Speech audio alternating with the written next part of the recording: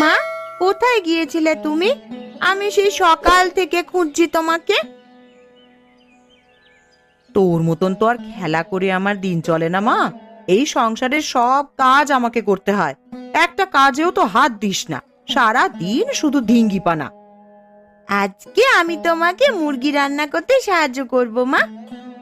হ্যাঁ, মুরগি যে খেতে হবে এটা তো বেশ করতে পারবি, বাকি কাজের বেলায় তো তোকে আবার হাতের কাছে পাওয়াই যায় না। এইবার থেকে আমি তোমার সব কাজ করে দেব মা। এখন আমায় কি করতে হবে বলো? রান্নাঘরে যে দুপুরের ভাত রেখে গিয়েছিলাম, খেয়েছিস সেগুলো? হ্যাঁ মা, আমি ভাত খেয়ে নিয়েছি ডিম দিয়ে। ভালো তরকারি হলে তো আর কোনো কথাই নেই, আর একদিন একটু শাক পাতা হলেই হয়েছে, আর রক্ষে থাকবে না সেদিন। কি করব মা, আমার যে শাক পাতা খেতে ভালো লাগে না। তোর জন্য রোজ রোজ মাছ মাংস ডিম কোথায় পাবো আমরা? মা, মুরগিটা রান্না করবে কখন? এই তো সন্ধ্যা হয়ে আসছে, তোর বাবা এলেই রান্না করব, তখন বাপ বেটিতে একসাথে বসে মুরগির মাংস দিয়ে ভাত খাস। আচ্ছা, ঠিক আছে মা। এখন কলস নিয়ে ওই কানুদের কুয়ো থেকে জল নিয়ে আয় তো মা, তুই জল নিয়ে এলে রান্নার কাজ শুরু করব তবে। ঠিক আছে মা, আমি এক্ষুনি জল নিয়ে আসছি।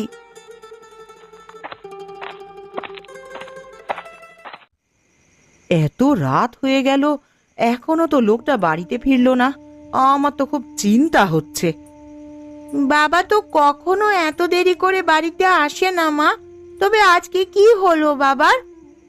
কি জানি রে মা, আমার মনটা যে বড্ড কু ডাকছে। তুমি এত চিন্তা করো না মা, দেখবে বাবা ঠিক চলে আসবে। সবাই তো হাট থেকে সেই সন্ধ্যায় বাড়িতে ফিরে গেছে, সন্ধ্যাবেলা রাস্তায় কমলার সাথে আমার দেখা হয়েছিল। তা কমলা কাকি কি বললো মা? তোর বাবার কথা তো কিছু বলেনি, ওই সংসারের টুকিটাকি কথা বলেই চলে গেল।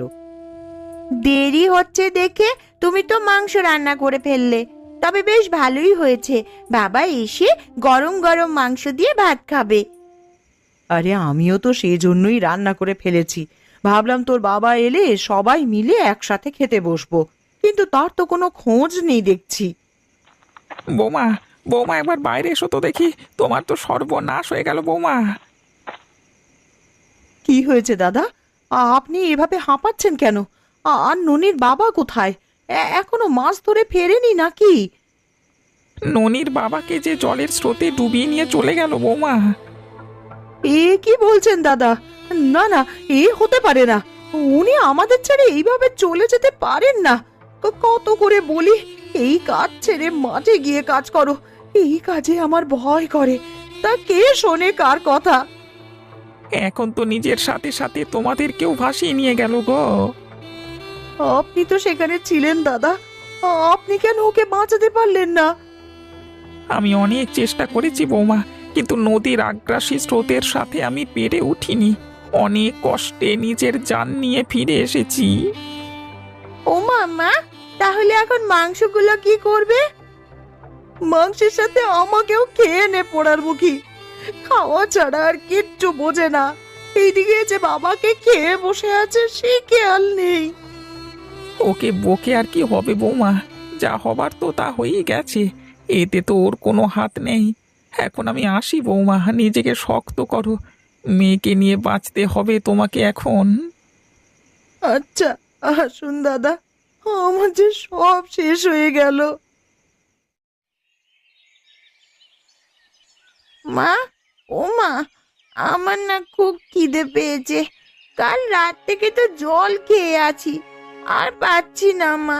আমায় কিছু খেতে দাও না মা। ঘরে একটাও দানা পানি কিচ্ছু নেই যে মা, তোকে দেব কি আমি? তোকে নিয়ে এখন আমি কোথায় যাব রে মা? আমি তাহলে মাঠ থেকে কিছু শাক তুলে নিয়ে আসি মা, আর ক্ষেতের আইলের জলে যদি কিছু মাছ পাই তো ধরে নিয়ে আসবো। আচ্ছা ঠিক আছে মা, যা, আমি দেখি রতনের মায়ের কাছ থেকে কটা চাল এনে সেদ্ধ করে রাখবো। আমি গেলাম তাহলে। জয়া দিদি, ও জয়া দিদি, বলি বাড়িতে আছো নাকি? আরে কমলা, কিছু বলবি? কুবের দাদা বড্ড ভালো মানুষ ছিল দিদি। আমার বিপদে আপদে বড় ভাইয়ের মতন সাহায্য করেছে। তাই তোমাদের এই বিপদের দিনে আর না এসে আমি পারলাম না। মানুষটা যে বড্ড ভালো মানুষ ছিল রে কমলা। ভালো মানুষের আয়ু কম হয় যে। দুঃখ করে আর কি হবে দিদি? কাঁদলে কি আর দাদা ফিরে আসবে? তোমাদের দুর্দিনের কথা শুনে এই কিছু চাল ডাল নিয়ে এলাম দিদি। এই নাও দিদি, এইটা দিয়ে কদিন বেশ চলে যাবে তোমার। বিমল দাদাও বাজার করে নিয়ে আসবে বলেছে। কিন্তু এভাবে আর কতদিন চলবে কমলা? পরে কি হবে তাই ভেবেই তো আমার মাথা ঘুরছে।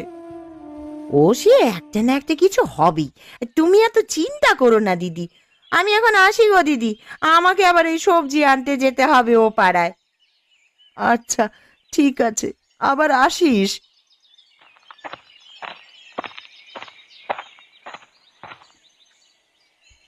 দুপুরে রান্নাঘরে ভাত রেখেছিলাম, খেয়েছিলিস সেগুলো?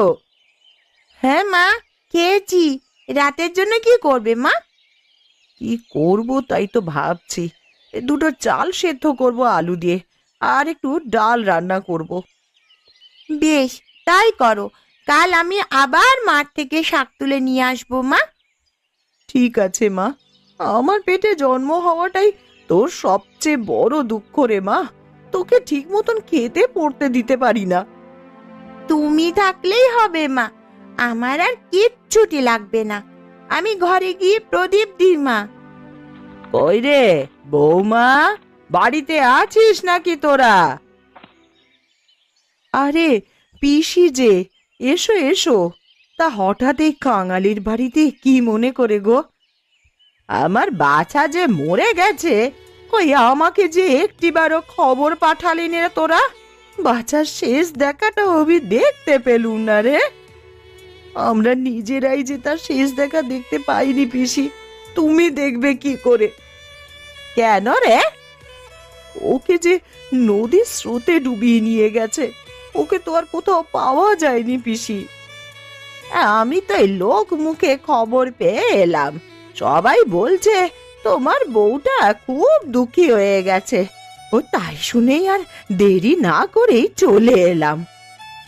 এসেছো ভালো করেছো পিসি, এখন ঘরে এসে বিশ্রাম নাও একটু। হ্যাঁ হ্যাঁ, তাই চল মা।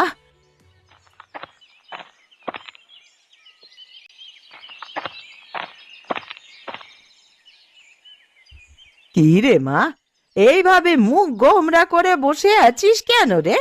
এইভাবে সারা দিন দুঃখী হয়ে থাকলে চলবে কি করে?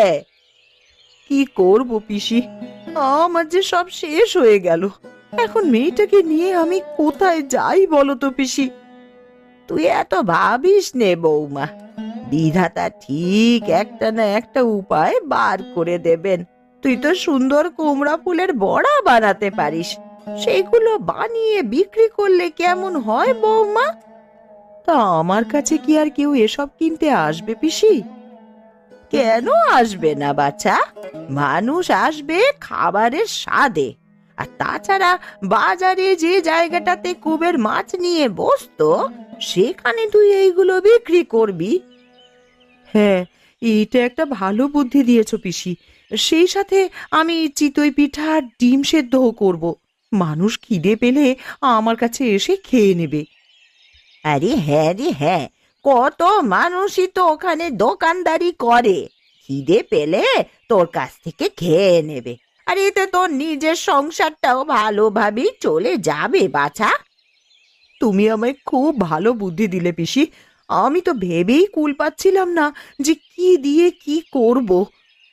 আমি যে তোর দুঃখের দিনের অতিথি হয়ে এসে এই তোকে সাহায্যটুকু করতে পেরেছি, এটাই আমার জন্য অনেক রে মা।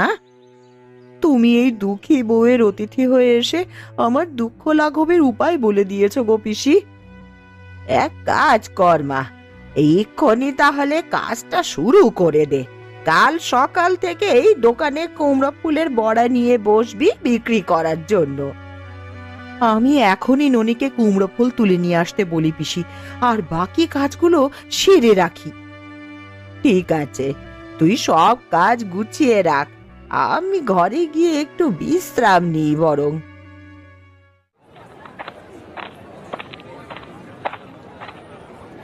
কুবের দাদার জন্য খুব মায়া হয় জানো, এই লোকটা বড় ভালো ছিল, ভালো মানুষের সাথে সব সময় অবিচার হয়।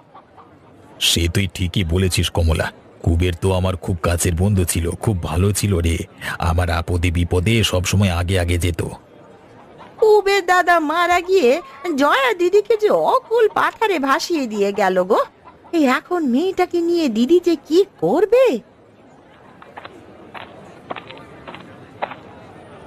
কি গো বৌঠান, ঝুড়িতে করে কি নিয়ে এলে? বাড়িতে বসে থাকলে তো আর অন্যের জোগাড় হবে না দাদা, তাই তো মেয়েটার কথা ভেবে এই কাজ করেছি। ভাবলাম কুমড়ো ফুলের বড়া আর চিতই পিঠা আর ডিম সেদ্ধ করে বিক্রি করি। খুব ভালো কাজ করেছো গো দিদি, দুপুরে খুব খিদে পায় আমাদের, খাবার তো কিছুই নাই এদিকে, এবার থেকে তোমার কাছে দুপুরের হালকা খাবার খেয়ে নেব। তুমি কুবেরের বউ না? আগে হ্যাঁ বাবু। আমি তো তোমাদের বাড়িতে গিয়েছিলাম, গিয়ে শুনলাম তুমি হাটে এসেছো। কুবের ছেলেটা বড্ড ভালো ছিল, তাই তো তোমাদের জন্য ভাবলাম কিছু একটা করি। আপনি দয়া করলে আমাদের তো খুব ভালো হবে, মেয়েটাকে নিয়ে বড্ড বিপাকে পড়েছি। তুমি যেটা করেছো সেটা অনেক প্রশংসনীয় কাজ করেছো। তুমি এইখানে প্রতিদিন এগুলো বিক্রি করতে থাকবে, আর মালপত্র যা লাগবে আমার কাছ থেকে সব ধারে নিয়ে আসবে, কেমন? ঠিক আছে বাবু, বেচা কেনা শেষ হলেই আমি আবার আপনার টাকা পরিশোধ করে দিয়ে আসব। সে দিও তোমার সময় এবং সুযোগ মতো। এখন তাহলে আমি আসি।